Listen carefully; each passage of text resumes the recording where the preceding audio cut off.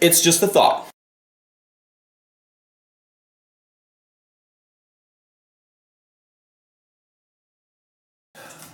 Hey, what's going on, guys? I want to make a quick video for you. I just left a buddy of mine's place, and the conversation that we had is one that a lot of people feel similarly about. So, what we had talked about, he's a Christian, and he looks at the world, and he's just like, what the hell are we going to do about this, that, and the other? He gets really depressed, and he just goes, why even bother?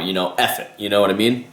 So I know a lot of people do feel like this, and it's very easy to look at the surroundings, especially like in the third dimensional reality, the physical reality that we live in, and go, how the hell are you going to solve these problems? So I want to throw an idea at you, because I don't necessarily think that the solution is in the third dimension reality.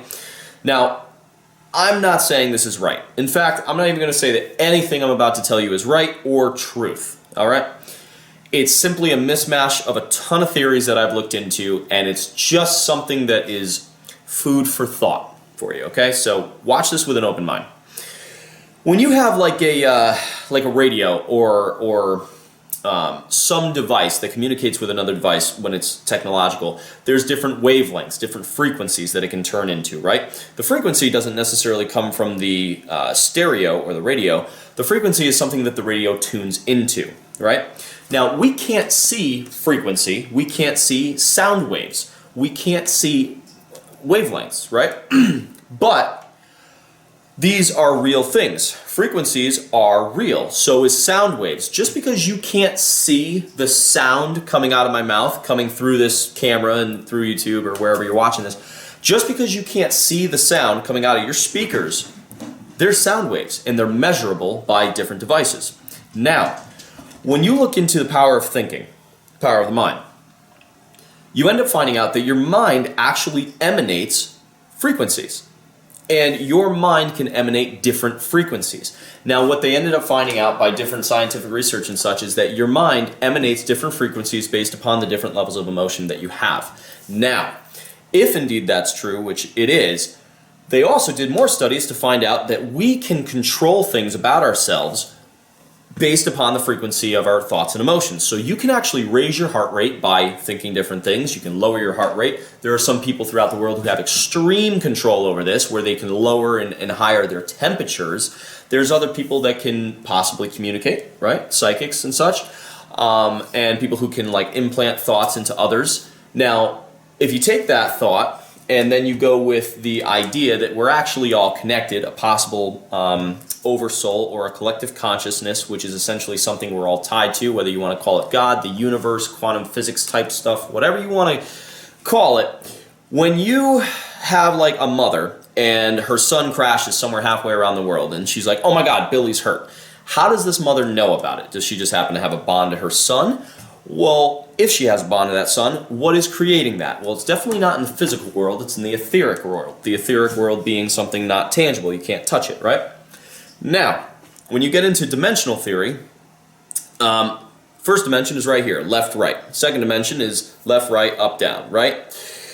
The third dimension is the cube. Third dimension is which we inhabit, right? That's the physical realm.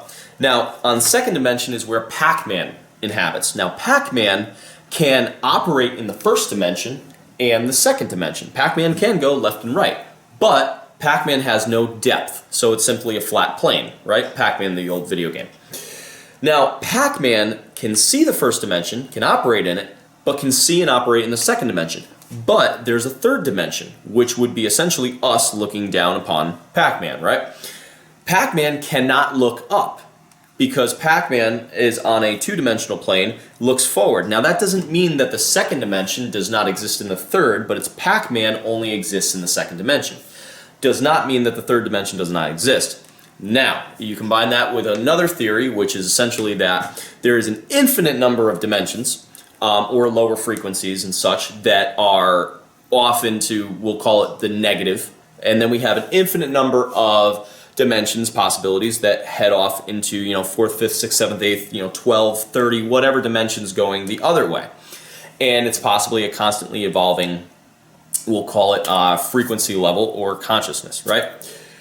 So, if indeed that were true, and we were to couple some of these theories together, then that would imply that since we operate in the third dimension where we all currently inhabit, the third dimension is very dense. So here we can see the second dimension, we can see the first dimension, but we're not going to go back because we're a forward evolving species. Now, the fourth dimension, there's many different theories about it. Some people get into talking that it's the time and space theory. Other people talk about that is actually the thought realm, all right? The idea is that when you think about something, your thoughts are actually in this fourth dimension. Now, you look at the power of the secret, or the secret, I think it's called, that whole concept that by holding a thought in your mind or creating vision boards and all that kinds of thing, you can actually create a magnetic effect to pull things into your reality, right? Now that's the whole theory behind that. Now I would argue that there's pieces missing from that, but if that were true, again, this is all just a big theory and what I explained to him, because he looks at the world and he goes, well, we're screwed. What the hell, what do we do? What's the point? Now, if the secret were real, and if all these little pieces of dimensional theory and possible overarching collective consciousness and ideas about being able to transcend or ascend through dimensions and such, and certain people supposedly have a higher self that exists in a higher dimension, and they can actually tap into it through meditation and other bits and pieces and such. Again, these are all theories. Now, if the secret were real and you hold the thought into your head and your mind, that would suggest that we are bordering on possibly ascending into like the fourth dimension, right? The fourth dimension being where the thought realm is, where your thoughts come to possibly manifest instantly if you existed in the fourth dimension completely. Whereas, since we exist in the third dimension, when we hold these thoughts in our heads, they don't manifest instantly. What they do is they take a while to manifest, and essentially that's what the secret teaches. Now, the fourth dimension, which would be the closest one that we can ascend to because it's the one right outside of the third dimension, if that's true, then you combine that with the collective consciousness thought and the, I forgot what it is. It's like tipping point. Critical mass. You combine that with the critical mass theory, which is that as a collective consciousness, let's say that there's 9 people in this room right now. Now, if 4 people believe something and 5 people believe something, but the 4 are starting to instigate onto the 5th, if they win over that 5th person, they now have the majority. Now, in the third dimension physical reality, those 5 people against 4 are going to have a much easier time convincing those 4 that they are incorrect and that the 5 are right. Correct? Okay. Next, if we look at it on a collective consciousness standpoint, then those 5 people, if we all shared one consciousness, again, it's just the interconnectedness that we do share on some level, whether it's on a frequency, wavelength-based level, or it's actually on a spiritually connected level. If that's true, then once we get 5 people to buy into something, then the actual consciousness of the remaining 4 will start to shift, and they will be much more palpable in bringing them into a new school of thought.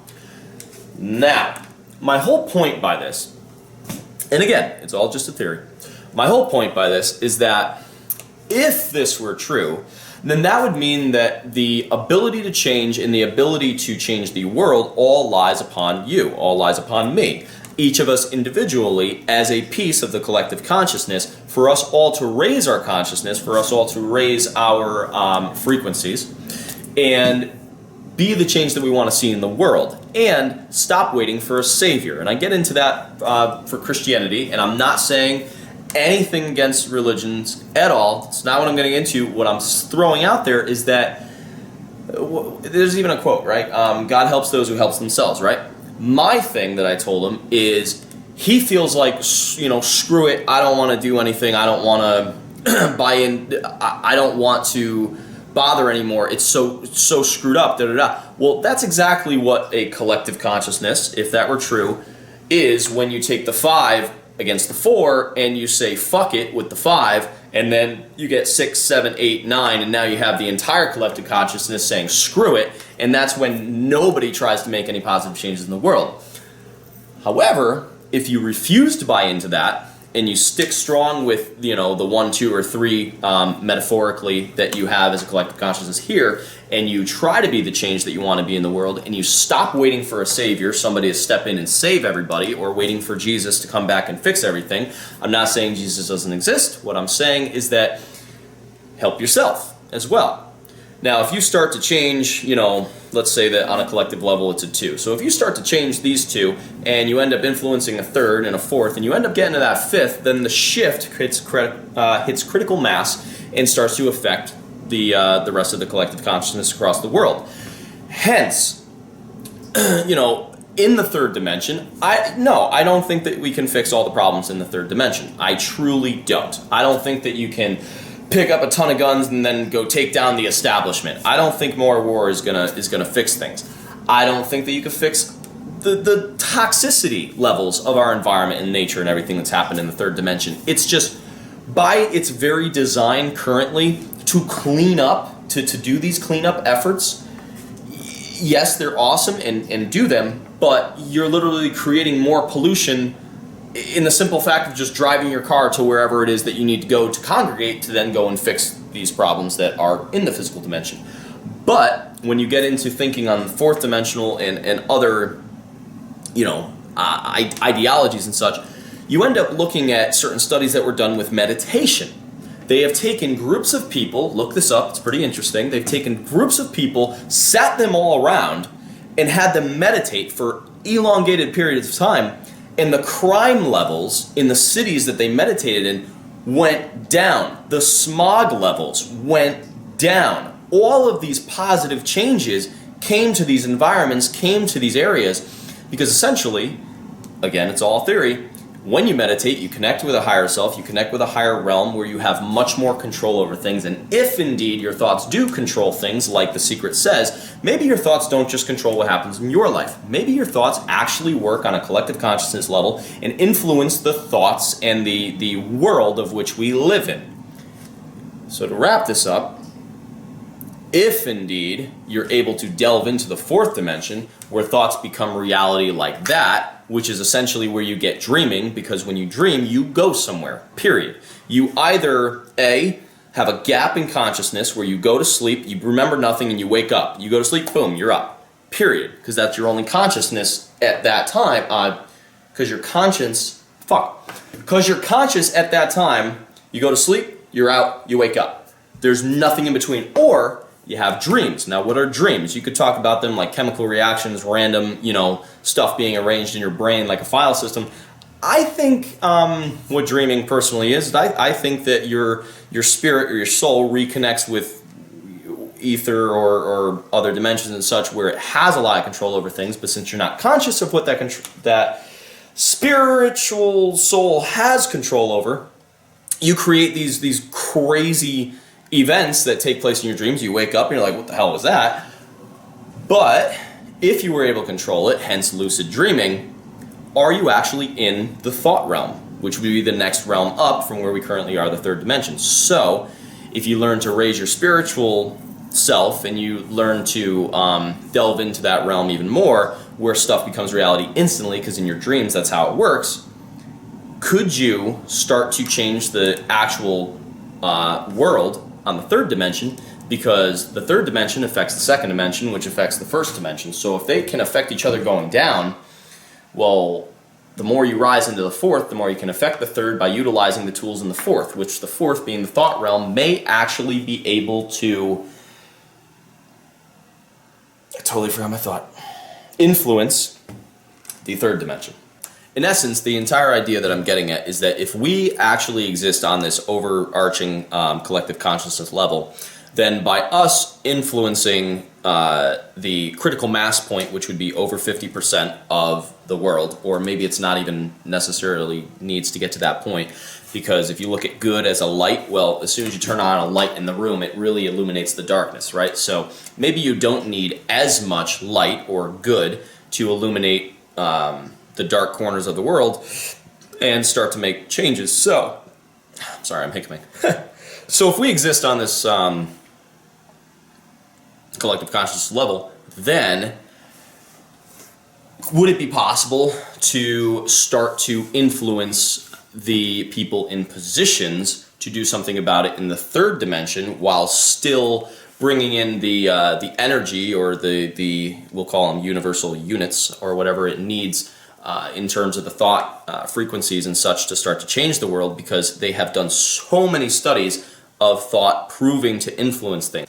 Look, we all believe different things. We all have these very, very, very different ideas on the world and such, and we have this way of not accepting ourselves, first off, or other people. You know, it's an interesting thing is when you go off into the forest and you look around in the forest. I heard this thought like the other day. You go into the forest, you look around the forest, there's some trees that are gnarled, there's some trees that are broken, there's some trees that are just laying on the ground, there are all these different kinds of trees. But you accept them as trees. And you walk around in nature and you appreciate nature for what it is, and you know, go and do whatever you're going to do off in the woods. Well, if we could accept all these different types of trees for trees, why can't you accept all different types of people for people? And like I said, all the stuff that I said here may be complete and utter bullshit, and you may believe that, or you may agree with me. So anyways, I threw this all at him, and he sat there, and you know, his thing was that some of the stuff of which I talk about, you know, it's against the church or such. Personally, I don't think so. I don't think that empowering yourself and learning about things is against anything. And I think that knowledge is power. And yes, you do have to be careful about what you look into, but it's just a thought. After all, it's just a theory, and this was just something I threw out at him, and I thought I'd share it with you because I don't know, because this is inside the Josh Mind channel, and that's some of the stuff that goes on in my mind. Catch you next time.